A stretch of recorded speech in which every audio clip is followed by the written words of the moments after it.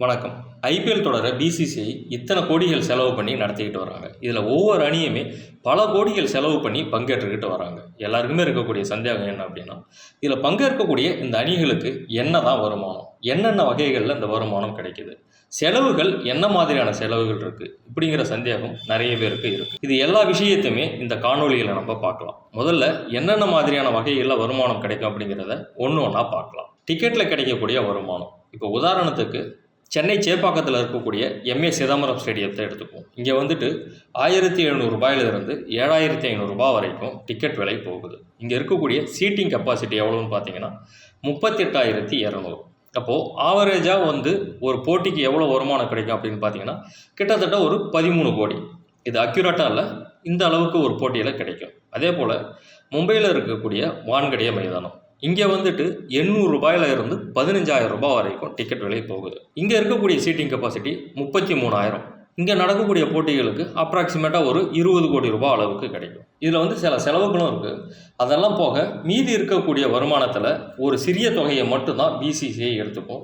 மீதி இருக்கக்கூடிய பெரிய தொகை எல்லாமே அதில் பங்கேற்கக்கூடிய அணிகளுக்கு போயிடும். இது ஒரு வகையான வருமானம். அடுத்தது பார்த்தீங்கன்னா அட்வர்டைஸ்மெண்ட். இப்போ வீரர்கள் போட்டிருக்கக்கூடிய டிஷர்ட், ஹெல்மெட், கிட் பேக்கு, இது மாதிரியான எல்லா இடத்துலையுமே விளம்பரம் போட்டிருக்கும். ஏதாவது ஒரு கம்பெனியினுடைய விளம்பரம். இப்போ டிஷர்ட்டில் பார்த்தீங்கன்னா வீரர்களுடைய செஸ்ட் பகுதியில் ஒரு விளம்பரம் இருக்கும், கைப்பகுதியில், அதே போல் பின்பக்கத்தில், ஹெல்மெட்டில், இது மாதிரி நிறைய இடத்துல ஏதாவது ஒரு கம்பெனியினுடைய விளம்பரம் வரும். இந்த மாதிரி விளம்பரம் செய்கிறதுக்கு அந்த குறிப்பிட்ட கம்பெனியிலேருந்து இந்த ஒவ்வொரு அணியுமே ஒரு பெரிய தொகையை வாங்கிப்பாங்க. இந்த மாதிரி ஒவ்வொரு வருடத்திற்கும் இந்த அணிகளுக்கு கிடைக்கக்கூடிய வருமானம் எவ்வளோ இருக்கும்னு பார்த்தீங்கன்னா ஒரு 100 கோடி ரூபாய் அளவுக்கு. அதே போல் அந்த டிக்கெட் வருமானத்தில் எவ்வளோ கிடைக்கும் அப்படின்னு பார்த்தீங்கன்னா ஒரு வருடத்திற்கு ஆவரேஜாக ஒரு 50-60 கோடி ரூபாய் கிடைக்கும். இது எல்லா அணிகளுக்குமே ஒரே மாதிரி கிடைக்குமா அப்படின்னா அந்த மாதிரி கிடைக்காது. இந்த டீம் வேல்யூ எந்த அணிகளுக்கெல்லாம் அதிகமாக இருக்கோ அந்த அணிகளுக்கு அதிகமான வருமானம் கிடைக்கும். மூன்றாவது பார்த்தீங்கன்னா இந்த போட்டித் தொடரில் அந்த கோப்பையை வென்று அதன் மூலமாக கிடைக்கக்கூடிய அந்த பரிசு தொகை.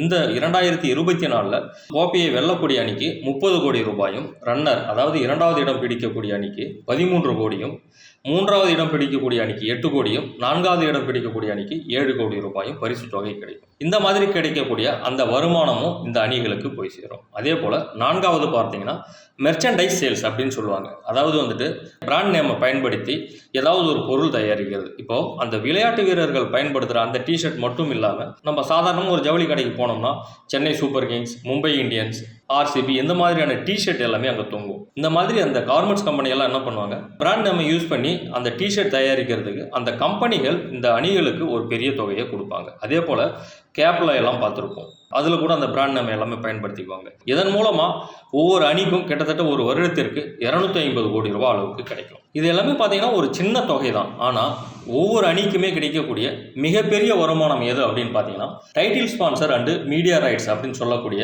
அந்த மீடியா உரிமம். இப்போ ஐபிஎல் நடக்கும்போது ஐபிஎல் தொடர் அப்படின்னு சொல்ல மாட்டாங்க, டாடா ஐபிஎல் அப்படின்னு தான் சொல்லுவாங்க. இந்த மாதிரி அந்த டைட்டிலை பயன்படுத்துறதுக்கு, அதாவது டாடா ஐபிஎல் அப்படின்னு நம்ம சொல்கிறோம் இல்லைங்களா, அந்த டாடா அப்படிங்கிற பெயரை பயன்படுத்துறதுக்கு டாடா நிறுவனம் 300 கோடி ரூபாய் 2023 2027 வரைக்கும் இந்த 5 ஆண்டுகளுக்கு அந்த பெயரை பயன்படுத்துறதுக்கு மட்டுமே பிசிசிஐக்கு 300 கோடி ரூபாய் கொடுக்குறாங்க. இதுதான் டைட்டில் ஸ்பான்சர் அப்படின்னு சொல்லுவாங்க.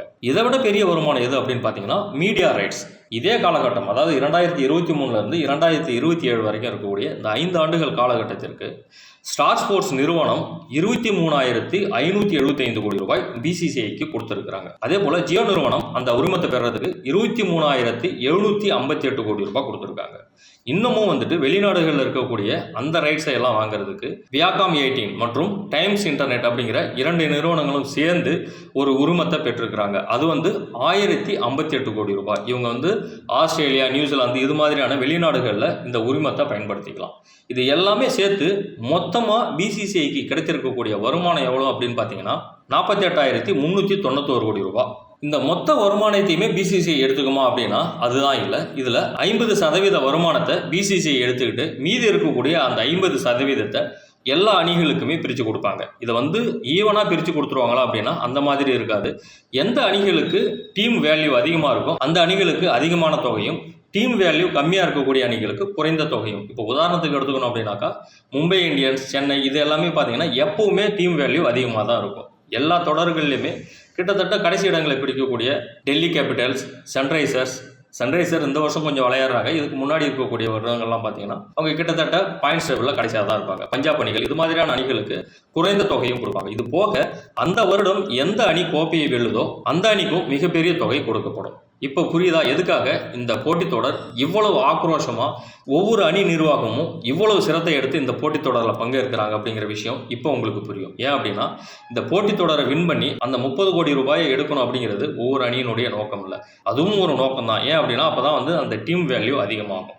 அதையெல்லாம் தாண்டி இந்த அணிகளுக்கு கிடைக்கக்கூடிய இந்த டைட்டில் ஸ்பான்சர் மற்றும் மீடியா ரைட்ஸ் மூலமாக கிடைக்கக்கூடிய இந்த பெரிய தொகைக்காக தான் ஒவ்வொரு அணியும் இவ்வளவு போட்டி போடுறாங்க. இதன் மூலமாக கிட்டத்தட்ட 600-700 கோடி ரூபாய் ஒரு வருஷத்துக்கே சம்பாதிப்பாங்க. இந்த டீம் வேல்யூ அப்படிங்கிறது எதை வச்சு கணக்கு பண்ணுவாங்க அப்படின்னா அந்த அணிகள் எவ்வளவு கோப்பையை வென்றிருக்கிறாங்க, எவ்வளவு மேட்ச் ஜெயிக்கிறாங்க, பாயிண்ட்ஸ் டேபிளில் எந்த அளவுக்கு வராங்க, அந்த அணியில் எந்த மாதிரியான ஸ்டார் பிளேயர்ஸ் எல்லாம் இருக்காங்க, இந்த மாதிரியான விஷயங்கள் எல்லாத்தையுமே வச்சு தான் இந்த டீம் வேல்யூவாக கணக்கு பண்ணுவாங்க. இதில் வந்து இந்த Chennai super Kings, Mumbai Indians, RCB இது மாதிரி அணிகள் எல்லாமே ஓரளவு மேலே தான் இருக்கும். சரி, இது எல்லாமே ஒவ்வொரு அணிக்கும் கிடைக்கக்கூடிய வருமானம். இதில் என்னெல்லாம் செலவு இருக்குது?